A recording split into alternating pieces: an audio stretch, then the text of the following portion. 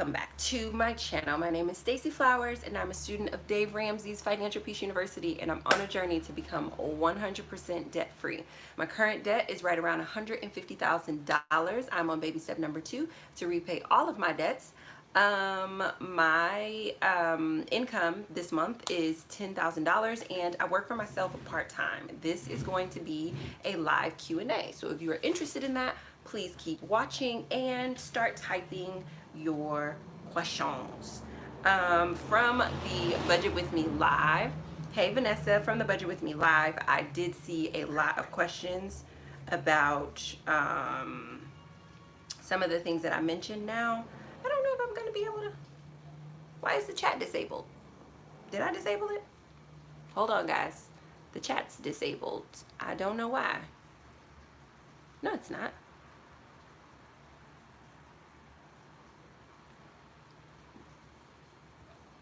Yeah, I don't know why. Hold on. I don't know. Okay, let's see. When are you planning to make a move to your home? I don't have a specific plan. I'll say as soon as I am approved. I don't know why that is not showing. I don't have a specific plan. As soon as I am approved, I'm actively currently in the process of looking for an apartment. What I'm trying to find, guys, is because your questions fade away too fast from the screen, and it usually lets me view them on here. Give me just 1 second before you guys keep typing questions, because this is going to be difficult if I have to try to catch them like that. Let's see. Live stream. What? No age restriction. What's happening? And I'm not saying I'm not up for a challenge, but that would just mean it'd be harder for me to really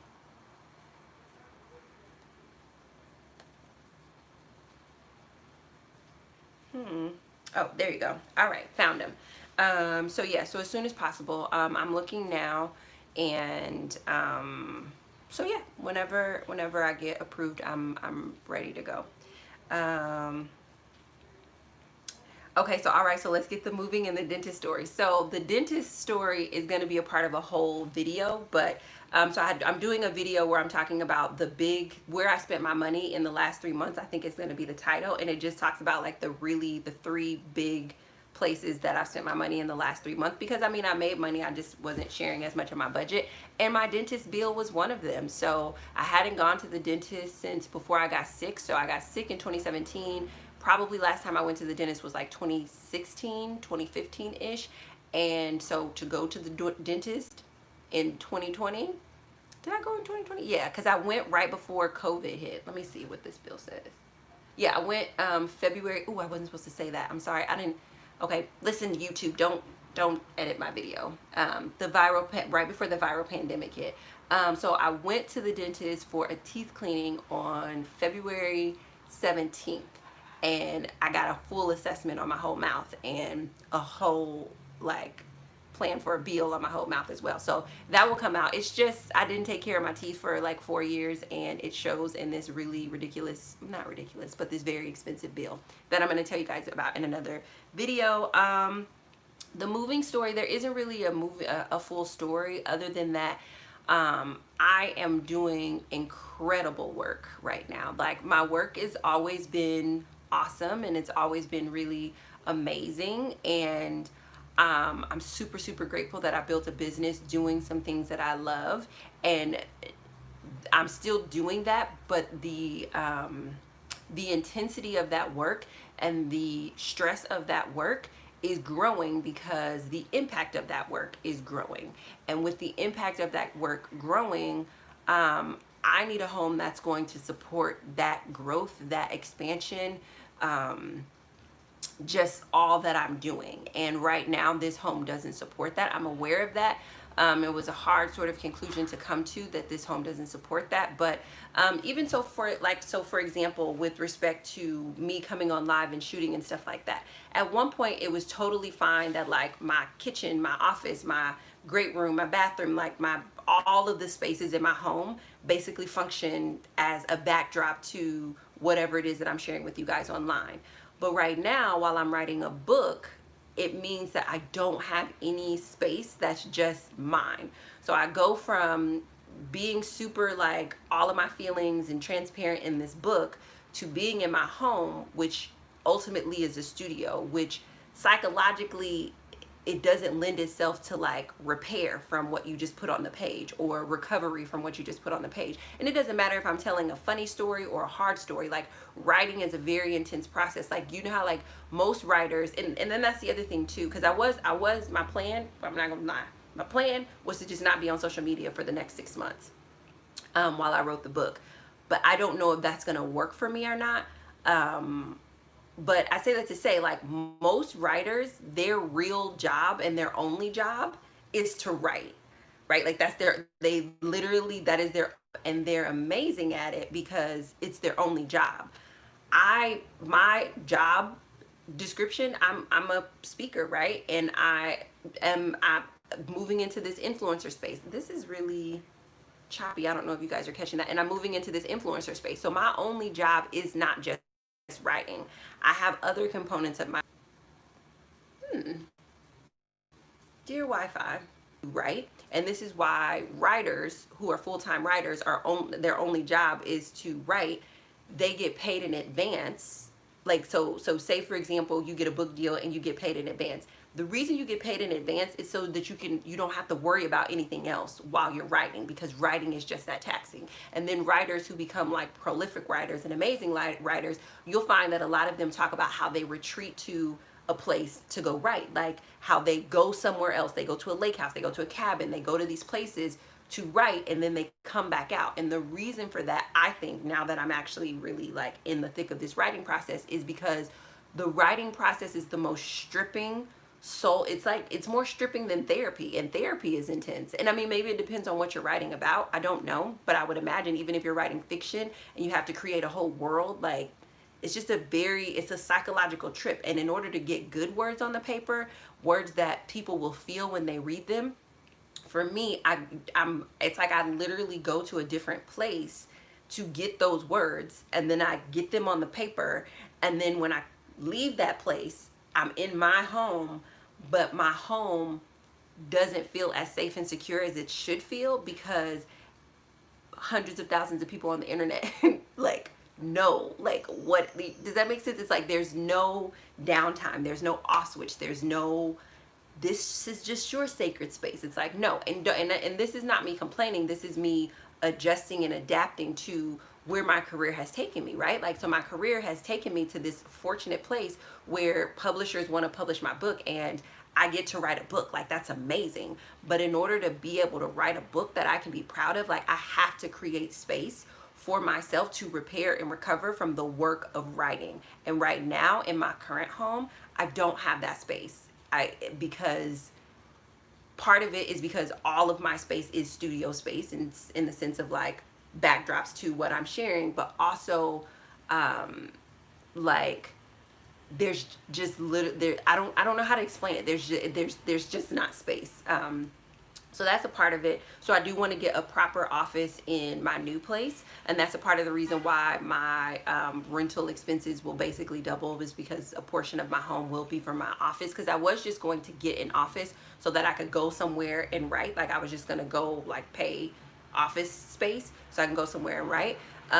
But that doesn't make as much sense, and it actually costs a lot more to do it that way than it does to just upgrade my home. So I want to create a separate office space so that the energy, the effort, everything that's in that office space is for that office space. When I come out, I'm in different portions and places of my home. So that's what I mean when I say like my work is still amazing, it's still awesome, it's still with it, but it's just asking something different from me, and I didn't expect to have this kind of a reaction to it. And you know, I've never written a New York Times bestseller. It's gonna take creating space in my life and in my, I'm doing all of the things in a small space. I think that you totally can write in a small space. It's just that I have used my home as a backdrop for the influencing aspect of my business, right? So and that's the thing, right? Like, I'm a speaker, I'm an influencer, and now I'm a writer. And my home has been used for this work that I do. and so it's it's fine when that's the only work that I'm doing out of my home. But now that I'm doing this other really big, huge thing out of my home, there's nothing sacred for me. There's no, I need a repair plan. I don't know how to explain that. My best guess is, you know, try to write your story and then you'll know how I'm feeling. Or my best advice would be to try to write your story and then you'll kind of get an idea of how I'm feeling. So that's a big part of why I'm moving, is just there's space. And also it's time. Like I have been in time, and it's just time. I don't know how else to explain that. Like it's like, you know how when I was in my last place I knew it was time to come to this place. I'm very clear that it's time for me to move to another place, because it's like, it's almost like you, like there's an outgrowing of it. And I don't mean outgrowing in hmm okay, I'm not for sure why the internet is acting so weird, but I'm gonna try to get some more of your questions answered. So, are you moving to rent or to own? At this time, to rent. I don't think that I'm ready to own.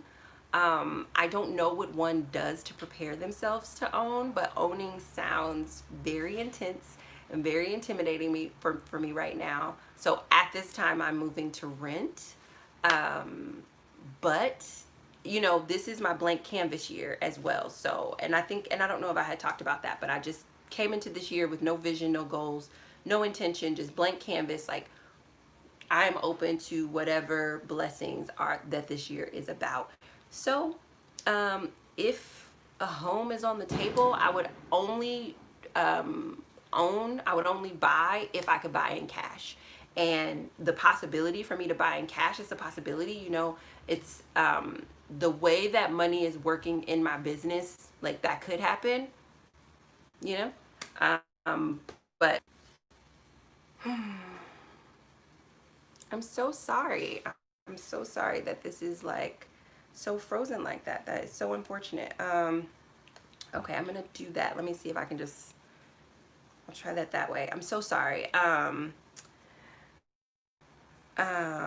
When are you planning to make a move to your home? Just whenever. Like I'm able to, my lease is finished at the end of this month, and so I'll do sort of like a month to month until I find the home. I'm not in a rush, so there is no like, I better hurry up. No, it's when I find the next right place, that is when I will move. Antonia said, how long will you pay child support? Probably until my son graduates from college. I can't remember what the new insurance law is, where what your kids are on your insurance until they're like 23 or 24. Probably whenever that insurance time frame is. So probably until he graduates from college. So long as we're still like full blown parenting him, I think I'll continue to pay child support. Accounts. I don't. What I'm actually using, I'm gonna do a full video about it. I'm using sort of like this savings app that like sort of pulls money out of your account each month. I tried a couple different savings over these last few months because I knew savings was going to be a big part of the end of this year going into next year. And so I found this sort of like savings tool that works really, really well. And I'm going to use them because I like the bonus features that they have, but I also like that it sort of funding doing a full transfer. I do want to move into a space where I am saving. So I want to start the practice of having those funds transferred. So I'll talk to you guys more about that in another video. And then I don't use cash envelopes because I just really don't use enough cash in my life to need cash envelopes. Like I don't have gas and you know, multiple human beings that I'm trying to make sure that I'm not going over budget on, or just multiple categories that I'm not going over budget on. I just started FPU class. Any tips on budgeting? Do it every single month before the month begins. I know that that sounds pretty hypocritical given that we are on the 4th day of this month, but every single month before the month begins. Budget every single month, no matter what. Like you're gonna suck at the beginning and you're probably gonna suck in the middle and suck a little bit at the end as your income increases. But no matter what, do a budget. It changes the game. That is your game changer. And be honest in your class. Every instructor is different. So, well, Are you doing it online? I'm assuming you're doing it online because I don't know if we can congregate right now or gather. But I would be honest with whomever your accountability people are. Be brutally honest. Um, let's see. I did not know. Do you guys know that? I didn't know cavities were genetic. I thought it was just based off diet. Miss Pretty and Pink 11, do you bank with one bank with several accounts, several banks to spread things out? No, I do not spread things out because I found that spreading things out was a psychological form of hiding money, and I no longer hide my money from myself or from other people. So all of my money is with one bank. I have a personal checking with them. Well, I take that back. All of my checking money. So I have a personal checking account with them, and then I have a business checking account with them, and then I have inside of my business checking account, there are a couple other accounts in there just for me to manage the way that money is moving around in my business. And then I have a savings account with a like savings app, if you will. So sinking funds, I'm not the best person to talk about sinking funds. Savings, just like budgeting, will be a new skill that I'm learning over the next 6 months as we move into the next year. So my plan with this was to learn how to manage money. So that's what you guys have been watching over the last couple of years. Now I'm moving into savings. Eventually savings will convert into me learning more about investing. But I'm like the worst person in all the land to talk to about savings because I know nothing about savings and sinking funds right now. Miss Pretty in Pink, writing brings you to a new depth and unimaginable heights. Indeed, it's a soul stirring, crushing.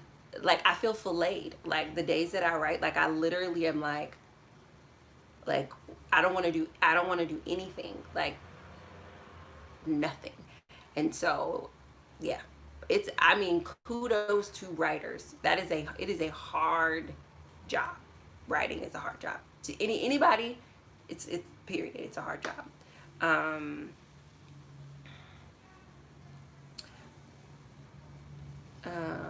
Let's see.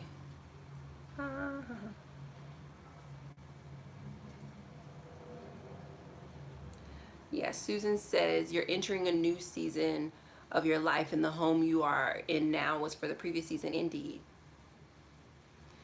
Stacey with an E at the end. You need a designated creative space that you can shut the door on when you're finished creating. Absolutely. I need that. I need actual physical space too. The company is moving into some physical products, and even if I were to get like the first shipment of products here, I mean, there would be no space for me to even store inventory for those products. So stuff like that, like I would like to have some space to store my inventory. And again, I thought about staying here and renting an office space, but it doesn't make as much financial sense to do that because it is quite expensive to rent a full other place than it is to just upgrade and give myself more space here until I'm really ready to properly rent an office space. So Dorinda Nicole said, isn't that step 4 in terms of buying? Yes, so that's why I said the only way that I would buy is if I was buying in cash, and that would also mean that I also paid off all my debt. So it would be the combination of the two.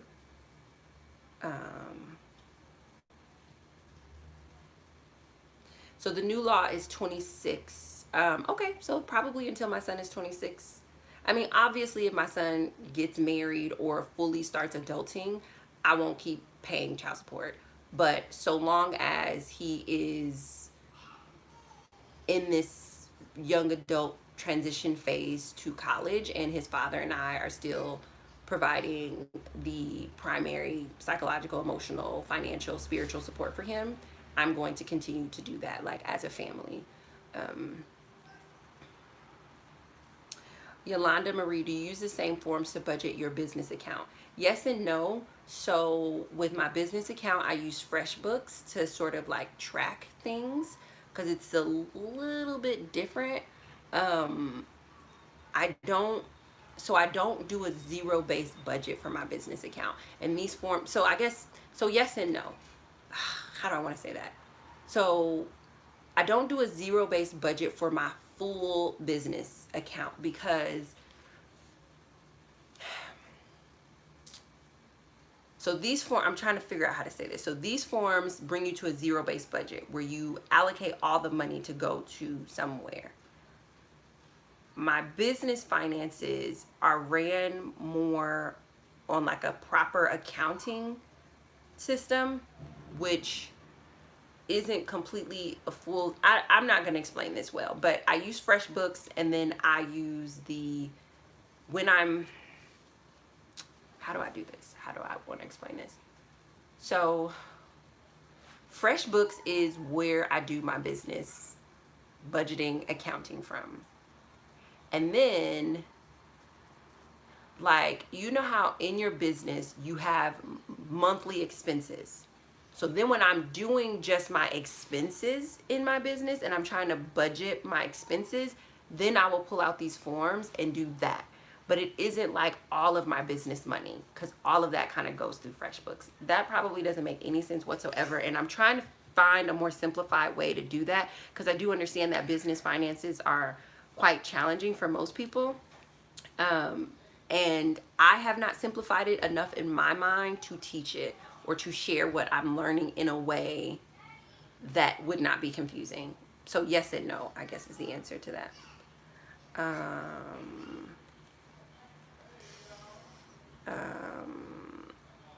So Dorinda, what books are you currently reading? I am not currently reading anything, because I've been trying to write.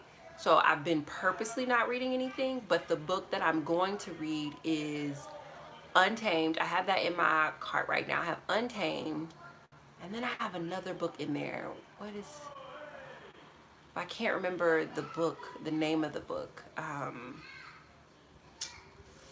It was recommended to me. It is a novel by Elizabeth Gilbert. It is, I think it's Elizabeth Gilbert's latest novel. I really like her as a writer, so I wanted to see how she writes in fiction, but I haven't been able to read. I haven't been able to really consume anything, read, watch TV, nothing. Like, I'm gonna have to maybe do some sort of vlog or video about writing, because it's very weird. It's like learning how to walk. It's a very, like, you think you know, but you have no idea. And I'm grateful for, yeah, the City of Girls. Yeah, that's what it is. I'm grateful that I was able to write the 65,000 words that I wrote before in such a brief period of time, because now I know I can write that many words. But this is, yeah, it's different sort of a thing that's happening here. But yeah, so I guess currently only reading my book.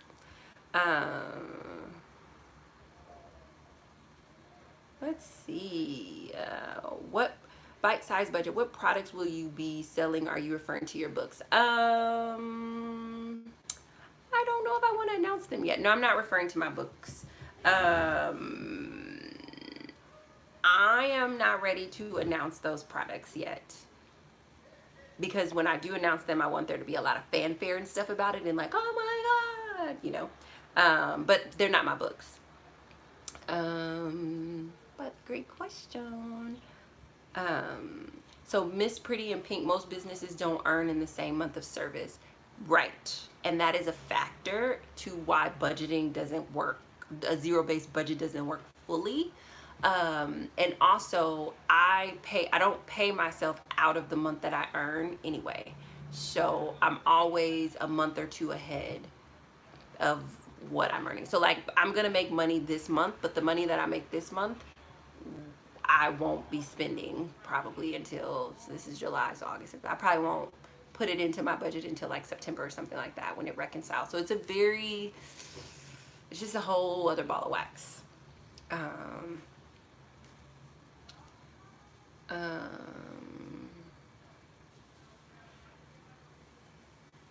Oh, Dorinda Nicole, how's the Stacey Flowers team been doing, and how many is it now? So I don't know if I told you guys this, but I did end up having to fire someone, which was very, it was a new experience for me, and it was very hard. So I believe the last time we talked to each other, I have 4 people on the team. Yes, I have 4 people on the team, and now I have, so I have 5, but I'll say,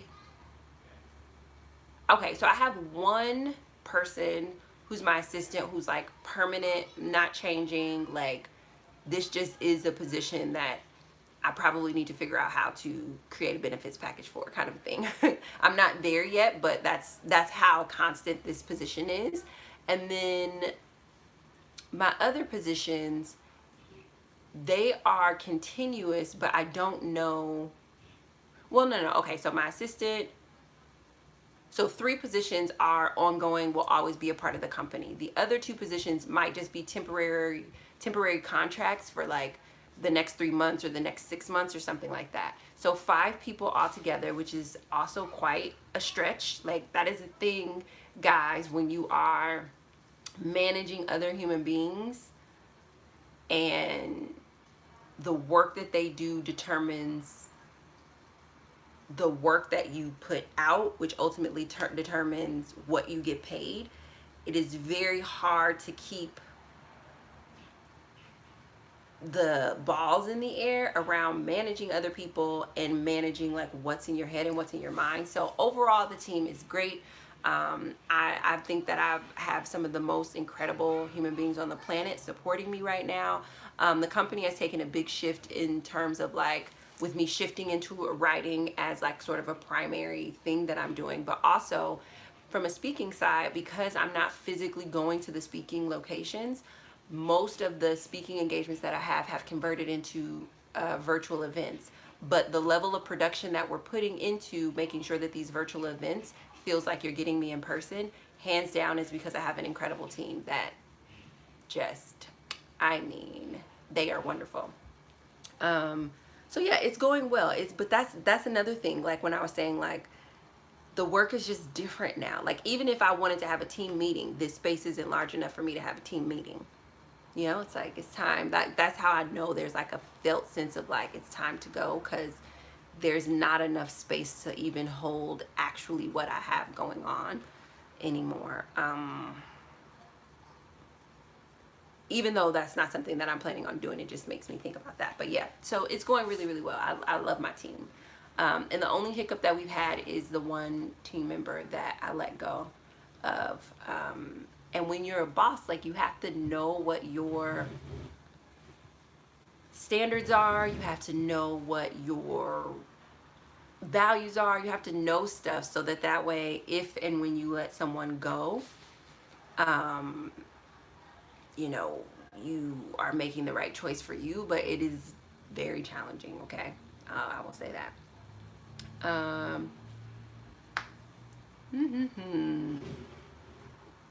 Let's see. Did you do your shopping haul for summer? Like my summer clothes? No, I'm mostly just wearing the clothes that I had last summer. I may get some more clothes. If I do, they're going to be like dresses and stuff, but we can put those into next month's budget. I feel like the clothes that I have now are enough.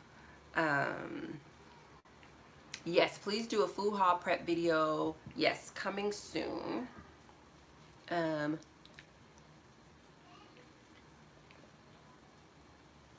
Yeah, I'm not planning to buy a home. Living in Chicago, I wouldn't buy a home as in like a separate thing. It would be like a condo if I did buy. Miss Pretty and Pink, fire. Girl, you released them from your space. Let's go with release. Oh, okay. Yes, great support is everything.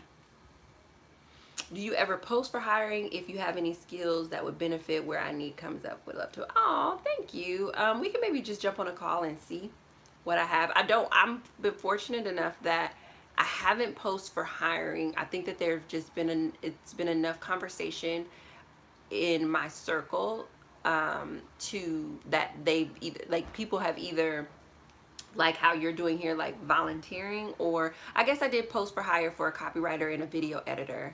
But it's either been somebody has said, hey, this is what's lacking in your company, I would love to come and support and do this for you, or it's been just the conversation in my friend circle and then being like, oh, you need somebody who can do this, let me share this person with you, kind of a thing. Lila Natural One, what health insurance do you suggest for people with their own business or how do I look for reasonable health insurance for myself and my own business? I am not the best person to make that recommendation. I have health coverage through Christian Healthcare Ministries. It is an insurance sharing program. It is not technically insurance. It's not health insurance. It's health coverage, which is different. For tax purposes, it works the same. For my purposes, I feel covered enough. But that might be something to look into. But I don't have, I think because my insurance coverage is faith-based, I'm in a unique position to have it be at a really affordable rate and take care of things in a really amazing way. But I don't know if that's everybody's situation. Was the employee you fired just not good fit, or did they just not perform well?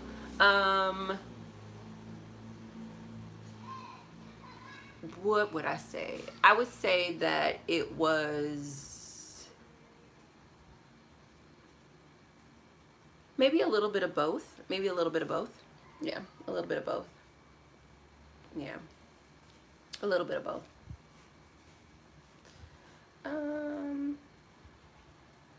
Susan said, when thinking about your new home, will you keep your office space separate from your writing space so you can even keep those environments separate? I did not necessarily think about that. No, I didn't necessarily think about that. I think probably what it will be that will become my like most sacred space will be like my bedroom.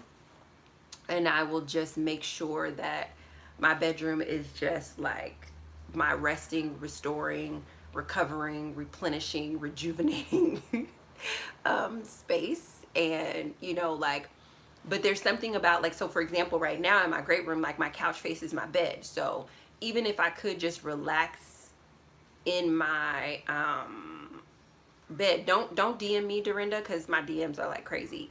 Email me at info@staceyflowers.com because I'll see it faster. But yeah, like my couch is facing my bed, so even if I just wanted to sit on the couch and not go to sleep, but just like sit on the couch and just maybe like curl up like after writing and like read a book or something like that, the impulse to go to my bed because it's in my line of sight is so overwhelming that I'll more than likely end up in my bed taking a nap, right? And so in my new home, with my living space being separate, I'll be able to put the energy in that space of like living and lounging and relaxing. And it won't be like interrupted or truncated visually or emotionally by my bed being right there. And it normally under normal, like not normal, but under most circumstances, this isn't a big deal. But because I have such great output, like, right, I have such great output and exposure of self and deep psychological, mental, emotional reflections, etc., that are going out as output, separating those spaces is really important for me to know physically, mentally, emotionally that I can calm down or relax or be or whatever. So creating a proper living space, social space for me and my friends to be, because that's a part of the repair too, is hanging out with my friends. But I don't want to hang out with my friends in my bedroom, right? Like I want to do different things in my bedroom. So I think that that's going to help to have a full living space, social space, and then to have a full complete office space with the door, and then to have a full separate bedroom space that is just for recovery, repair, rejuvenation, and all of those types of things. So this is what I'm thinking in my mind, because as it stands right now, like I'll maybe write in my office nook and then I'll come around and I'm just so overwhelmed with like, oh, you should do a video or you should do this, and it's just like, I need to be able to like leave my office space and not feel like I should do anything else in my home. But sometimes I'll be walking around my home and I'll be like, oh yeah, you haven't showed them this yet, you should do. It's like, I need that to stop. I need to know that like there's nothing else I should do or have to do. And that's not on you guys, that's on me, because that's sort of the way that I created the space. Dorinda Nicole, biggest lesson that I've learned during this time as in the viral pandemic, COVID. Did I say COVID again? I'm not supposed to be saying that. Biggest lesson I've learned in the last 6 months, I will say, I don't know why this makes me emotional, is that I feel like there's been a couple lessons. But let me see if maybe I can think of like a personal one and a business one to put some frame around it. So biggest personal lesson that I learned so far is that, and I think I've always known this, but like for real, like this just is it. I am the best person to decide what is best for my life. Like, period. There's no other person, human being on the planet who's ever going to have better insight into what is best for me than me. I am the, like, it's me and me. Like, I'm very clear now that I'm going to do my whole life with myself, bare minimum. Other people, I may do my life with them, but bare minimum, I'm gonna do my life with myself. And so I need to make sure my relationship with me is solid rock gold. And I think the thing that's bringing that to my attention is like, I have an adult child, right? Like, you want to blow your mind? Give birth and then raise the kid and that is my, like, even the human that came out of my body doesn't belong to me and isn't going to spend majority of his life with me. As a matter of fact, he is going to start spending less and less of his life with me than he already spends. That's mind blowing. And it's giving me this awareness that like, oh, it's just you. No matter how you slice it, it's just you. So you better like, love, know, really enjoy yourself, because to give birth to a human and you still don't get to possess that human, you can't, there's no possession of other humans. Like, there's no man, there is no friend, there's no possession. Now don't get me wrong, we gonna walk right next to each other, and that there's gonna be love and there's gonna be connection and there's gonna be all of these things that I get to do with other human beings on the planet. But with my son transitioning to adulthood, I'm like, oh, it's just you. Like, it's like there's a complete psychological awareness of like, no one stays with you. Like, they do as much as they can, but like, even if they leave for like good reasons, right? My son is just growing up. This is the reason why he's leaving the closeness that we once had. But it's like, you have good reasons why people leave, you have bad reasons why people leave. But this idea that like somebody's gonna be there all the time, no, you are the somebody that's gonna be there all the time. No matter how much somebody loves you, no matter how much you love them, you are going to be the you that is there for you all the time. And when you wrap your mind around that, relationships get so much better. Because like, my relationship with myself is so good that I'm good with, like, I think about a lot of people when their kids go off to college. They're like, oh, my life is over, I don't know who I am. I'm for sure having an identity crisis, but I'm not having a I don't know who I am crisis. But like, there are a lot of people who will sabotage their children going into the next phase of their life because of this felt sense of, oh, it's just gonna be me now. I'm not dealing with that. That is a lesson that I get now, that no person leaving your life, it for any reason,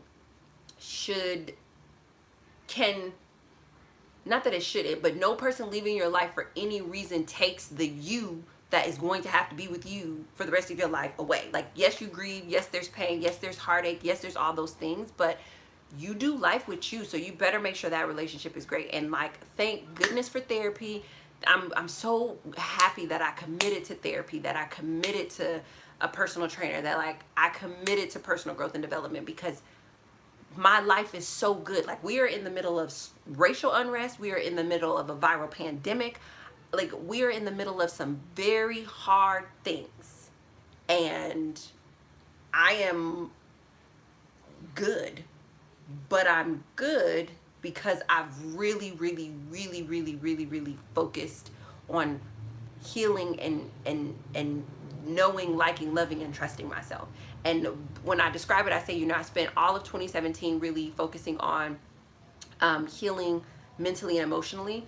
I spent most of 2018 healing my finances, and then all of 2019 healing my business. And so all of that healing has come to this place of 2020 where I really can breathe and think and be, which is not a common experience for most people. And so that is the greatest lesson, is that the most important relationship that I'm ever going to have in my entire life is the relationship that I have with myself. And there is no human on the planet whose relationship is superior to that relationship. No human. Doesn't mean I won't get hurt. Doesn't mean I won't. No. It simply means that this with me has to be good before I can be anything to anybody else. And my son has taught me that. Very big lesson, because he is he can get married this month if he wants to. And what I'm gonna do? What can I say? Nothing. I can't do nothing about it. Nothing. Like we don't, like, I don't know how to explain it, but as much as you think you can control, convince, cajole, persuade, no, can't do any of that. Don't, like, I would not spend another second trying to convince another human of anything. I would invest 99.9% of all of my energy in making sure that I am tip top, glorious, best self, living my I would make sure that I, like, when I wake up and I look in the mirror, like, I look at myself like, girl, yeah, like, I would spend all of the energy that I am investing in another person, I would put it into myself, like, because you don't get anybody forever like that. Like, you get them, like, don't get me wrong, I didn't lose my son, but, like, you don't get them forever. Like, my son is a fully grown adult, and I am out here young still, like, just young with all this life, and I'm like, oh my God. So, greatest lesson in my personal life is that it's just me. So, and not in a bad, cynical way. Like, I have amazing and supportive, I have a beautiful, robust life with other humans, but I'm clear on how to organize that. Greatest business lesson is that, and I'm still yet learning this, but I am a brand, and I didn't know that completely. Like, I think I was like, oh, I have a business is sort of the way I organized my company, is I have a business. But now I'm starting to organize what's coming and going and what I'm doing in my business and how I'm showing up as, no, I am a brand. So the way that Nike is a brand, I am a brand. And when you're a brand, things are different than when you have a business. So understanding that I'm a brand and wrapping my mind around that and figuring out what that means for my personal life and my professional life and my business and my finances is a very interesting sort of experience. But I don't think that I would have said before this year. I would have maybe said I have a brand or I have a business, but I'm very clear now that I am a brand is a thing. And the reason why I say that is because a lot of the contracts that are on the table, I literally feel like people are asking me to show up and breathe, and they want to compensate me for that. And I know that that sounds weird, but it makes me think about how, like, when someone wants to pay you for being yourself, that will blow your mind. But it also is like, oh, well, I must have done something well in the way that I organized my business, in the way that I organized what I was doing, in the way that I served my community, that there is enough value in me simply being myself that it can be packaged and marketed and shared. And so on the business side, understanding that I'm a full-blown brand, which just changes the markers for so many different things, has been really, really interesting, because I didn't see myself as a brand before. I was like, I have a business, and in my business, I make money through this, this, and this. And now it's like, oh, you have a brand, and your brand makes money, this, this, and this. I'm hoping that that makes sense. But great question. Great question. These lessons have been hard, and we're 6 months in. I think another small lesson, maybe not small, but another lesson that I've learned, like, on the side. Also, you guys know this is my year of no vision, no goals, no intentions, and I'm understanding where those tools, when those tools are useful and when those tools are not useful. Because I never in a million years would have thought that I would be a person who didn't have goals, intentions, or a vision board, or a vision for that matter. But those are tools, and those tools are not necessary for every single season of your life. And the season that I'm in my life now calls for more being and presence and showing up than it does for planning and organizing. And that's different, to shift out of the planning, organizing season of my life to the living, breathing, executing season of my life. And just knowing that those are tools, as opposed to must-haves in life forever and ever.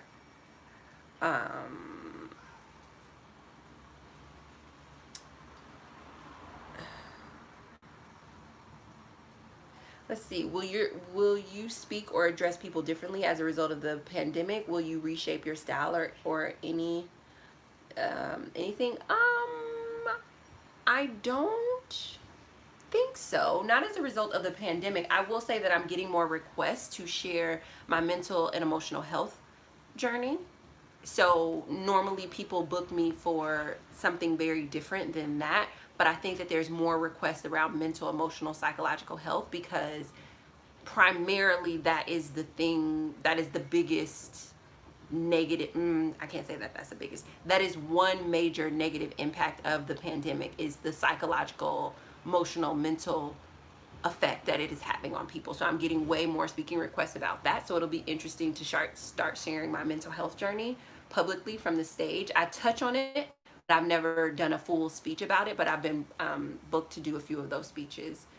And I think that that's going to be the only way that it reshapes my style, because I think a lot of the things that I've been saying before the pandemic, I think now people are going to believe me because we're in a pandemic, right? So I've been saying do a budget every single month before the month begins. Budget on a low income. It doesn't matter how much money you make. Like, I've been saying that, and I think now that people are in this crisis, they're like, oh my gosh, I wish I would have been a little bit more prepared. Maybe I should budget. So that's there. But I've also been saying, like, you know best what's best for you.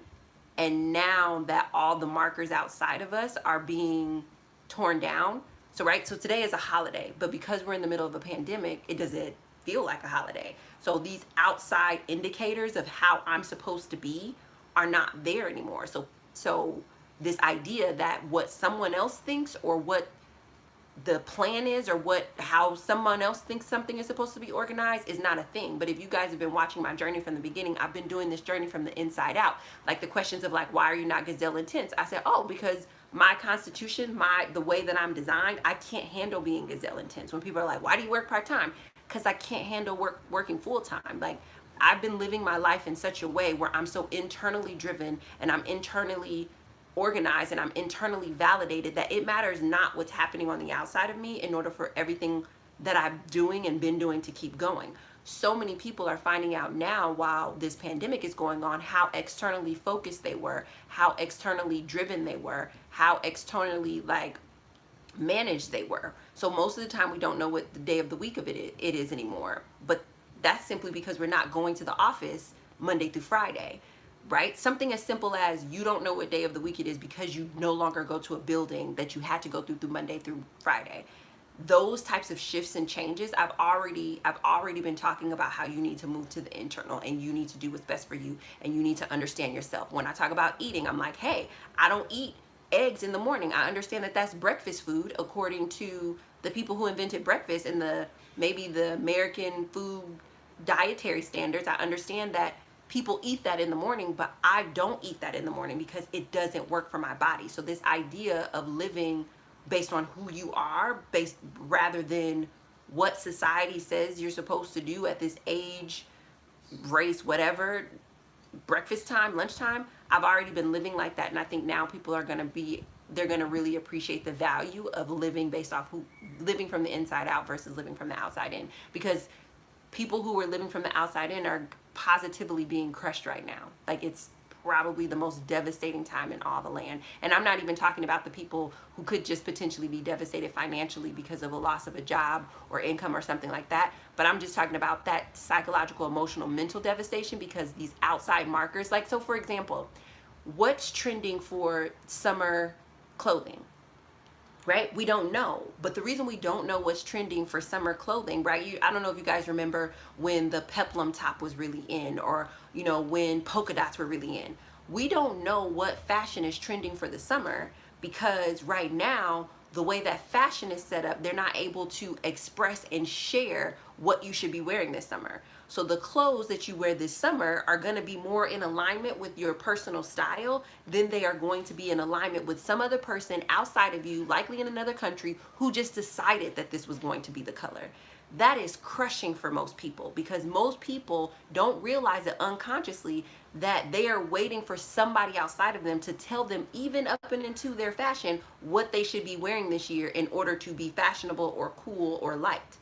But this summer, there's not going to be a type of a swimsuit. There's not going to be a type of a shirt. There's not going to be a dominant color that you see people wearing, because the industry that told us what to do is not able to function the way that it's able to function. So people are left to, well, what do you actually want to wear? And most people can't answer that question, because they haven't had to answer that question in the last 10 years. They wear what the fashion house told them they're supposed to wear this summer. And that is across the board. That's from fashion to food to work to whatever. You can, any area, those industries have been interrupted. And so no one is telling you what to do with your life anymore. And that is crushing. It's crushing to not be able to say, if I wear this shirt, I know I'm in with the times. I'm validated. You don't have that anymore. Your validation is going to have to come from you. And people haven't been validating themselves like that. So I'm going to jump off that soapbox, but I hope it answers your question.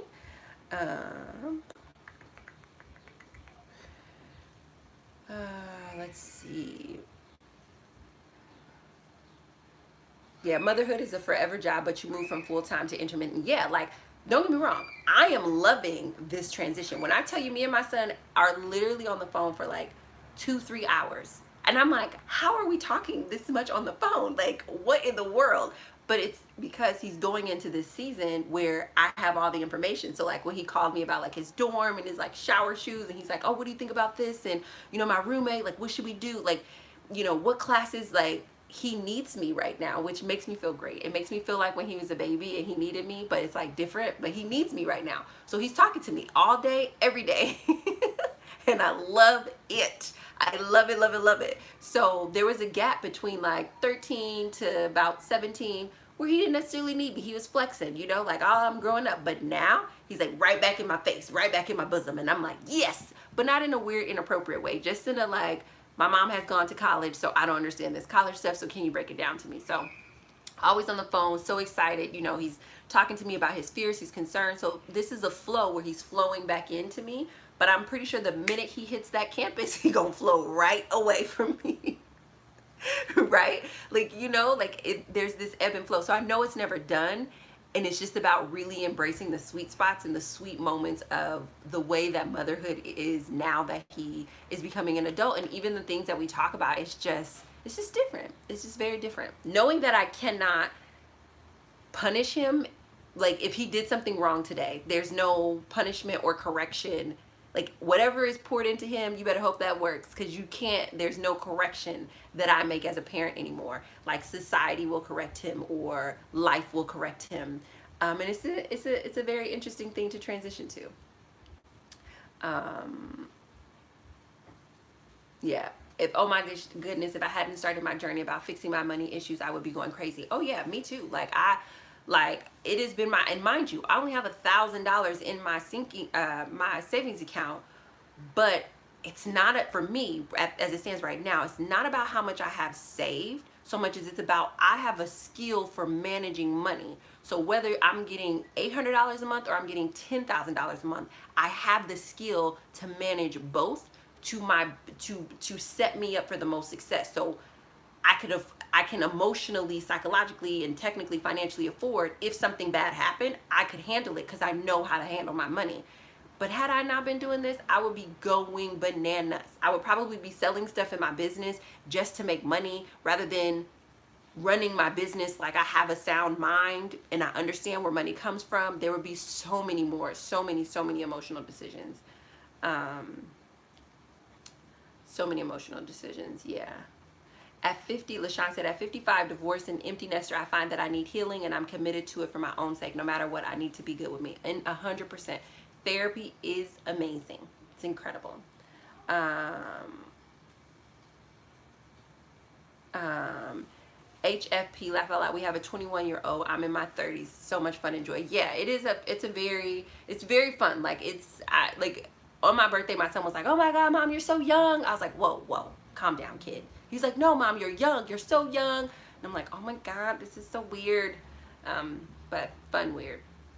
Bernetta said, how big space would be perfect for you? One room more? Will the rent be also business expense?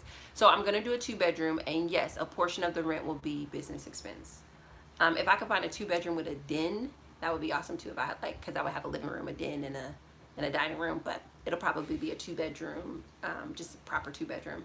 A friend in Sweden, will you then take a salary from your business as a brand person, founder, and also as a business manager?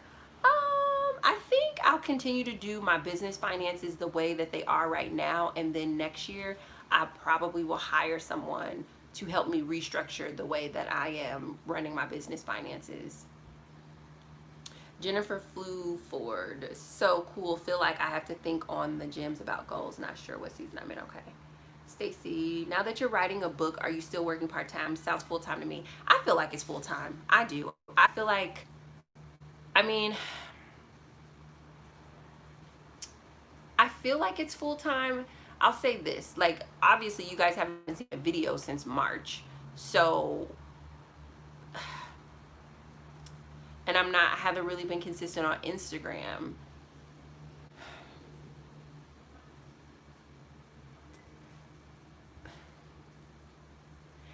I feel like it's full-time, but I don't know. That's the thing. In me creating space to do it, especially now that I've acknowledged it publicly out loud with you guys, I don't know what that's going to mean, and I don't know how to categorize the hours. I will say I still am very diligent about taking my Thursdays and Fridays off, but right now, as I'm learning how to become a writer, I allow myself to write whenever writing comes up. So I think maybe it's full-time, but I guess it's just full-time in a different sort of a way. I'm not for sure. I don't know how to answer that question just yet, but that is a great question. It feels full-time emotionally, I'll tell you that much.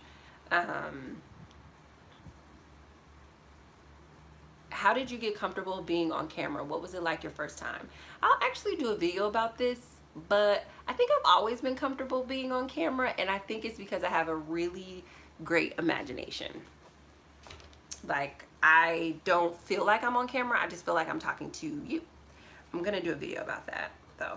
How did you get comfortable being on camera?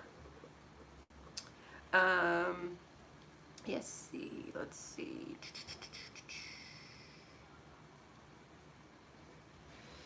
Yeah, Mariah Biz says, same with parenting and homeschooling. Parents are forced to be more in charge of their children's education. Also, this will create more entrepreneurs. Yeah, but that shift in you having to be in charge of your child's education, that is intense and a little bit traumatic for some people. It's been hard.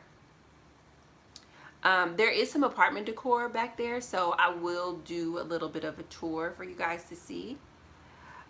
Did the racial tension ever scare you for yourself or your son, especially in Chicago? Absolutely. I actually did a video about it on my Instagram. 100%. It was very traumatizing for me, actually.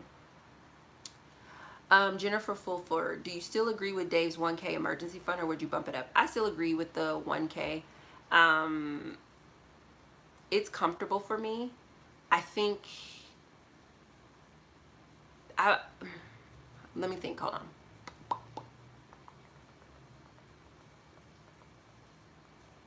Yeah, I still agree with the 1K.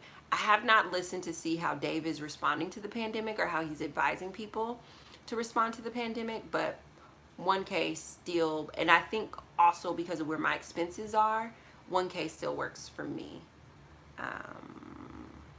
Soybean said, hi Stacey, I'm excited for your new book. I'm excited for it too. LaShawn said, thanks for recommending the E-Myth. It has been a tremendous help. Absolutely. If you want another really good book that I think you should read during this time, beyond the E-Myth, it would be Resonate by Alex Wolff, so that you can understand how to build a community, because that is a really important thing to understand during this time.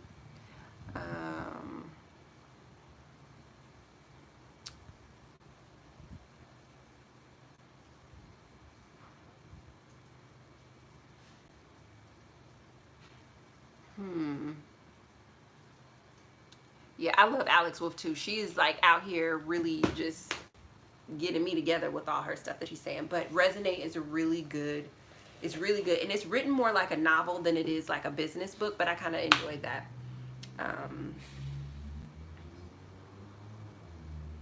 Okay, so Killer Barbie said, Dave Ramsey advised stop. Okay, all right.